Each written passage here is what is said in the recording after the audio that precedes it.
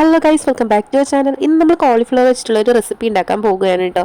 അപ്പോൾ അതിനിതേ സവോള, പച്ചമുളക്, തക്കാളി, വേപ്പില, ഇഞ്ചി, വെളുത്തുള്ളി നമ്മളവിടെ റെഡിയാക്കി വെച്ചിട്ടുണ്ട്.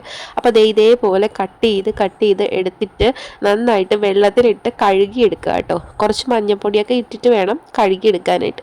ഞാനിപ്പോൾ ഒരു കോളിഫ്ലവർ എടുത്തിട്ടുള്ളൂ. അതിങ്ങനെ ചെറിയ പീസസ് ആക്കി ഞാൻ കട്ട് ചെയ്തിട്ട് മഞ്ഞൾപ്പൊടി വെള്ളത്തിലിട്ട് നന്നായിട്ടൊന്ന് കഴുകിയതിന് ശേഷമാണ് കേട്ടോ ചൂടുവെള്ളത്തിലിട്ട് വേവിക്കുന്നത്. അപ്പോൾ അത് അവിടെ ഇരുന്ന് വേവട്ടെ. നമുക്കിതൊന്ന് ഫ്രൈ ചെയ്തെടുക്കണം. അതിനായിട്ട് മുളക് പൊടി, മഞ്ഞപ്പൊടി, ഉപ്പ്, മീറ്റ് മസാല, കോൺഫ്ലവർ ഇതെല്ലാം കൂടി നന്നായിട്ടൊന്ന് മിക്സ് ചെയ്തതിന് ശേഷം നമുക്കിതൊരു 5 മിനിറ്റ് റെസ്റ്റ് ചെയ്യാൻ വെച്ചതിന് ശേഷമാണ് കേട്ടോ നമ്മളിതൊന്ന് ഫ്രൈ ചെയ്തെടുക്കുന്നത്. അപ്പോൾ അതെ, ഞാനിതെല്ലാം കൂടിയിട്ടൊന്ന് ഫ്രൈ ചെയ്തെടുക്കുന്നുണ്ട് കേട്ടോ.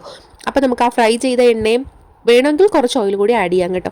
എന്നിട്ട് അതിനകത്തേക്ക് നമ്മൾ കടുക് പൊട്ടിച്ചു. എന്നിട്ട് അതിനകത്തേക്ക് നമ്മൾ പട്ട ഇട്ട് കൊടുത്തിട്ടുണ്ട്. കുറച്ച് വേപ്പിലയും, ഇഞ്ചി, വെളുത്തുള്ളി, പച്ചമുളക് ഇതെല്ലാം കൂടി ഇട്ടിട്ട് നന്നായിട്ടൊന്ന് വഴറ്റിയെടുക്കുക കേട്ടോ. അതിനുശേഷം നമുക്ക് ഇതേ സവോള ഇട്ട് കൊടുത്തിട്ട് അതും കൂടി ഒന്ന് വഴറ്റിയെടുക്കാവുന്നതാണ്.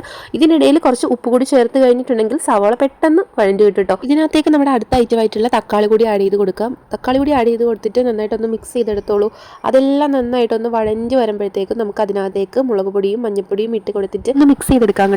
അതൊന്ന് മിക്സ് ചെയ്തെടുത്തതിന് ശേഷം നമുക്ക് അതിനകത്തേക്ക് മീറ്റ് മസാല ഇട്ട് ഒന്ന് വഴറ്റിയെടുത്ത് കഴിയുമ്പോഴത്തേക്കുമാണ് കുറച്ച് വെള്ളം ഒന്ന് ആഡ് ചെയ്ത് കൊടുക്കേണ്ടത് കേട്ടോ. അതിനുശേഷം നമ്മൾ നേരത്തെ ഫ്രൈ ചെയ്ത് വെച്ചിരിക്കുന്ന കോളിഫ്ലവർ ഇതിനകത്തേക്ക് ആഡ് ചെയ്ത് കൊടുക്കാം. കോളിഫ്ലവർ കറി ഇവിടെ റെഡി ആയിട്ടുണ്ട് കേട്ടോ. അപ്പോൾ ഇഷ്ടമായി ലൈക്ക് ചെയ്യാനും സബ്സ്ക്രൈബ് ചെയ്യാനും ഷെയർ ചെയ്യാനും ട്രൈ ചെയ്ത് നോക്കാനും മറക്കരുത്.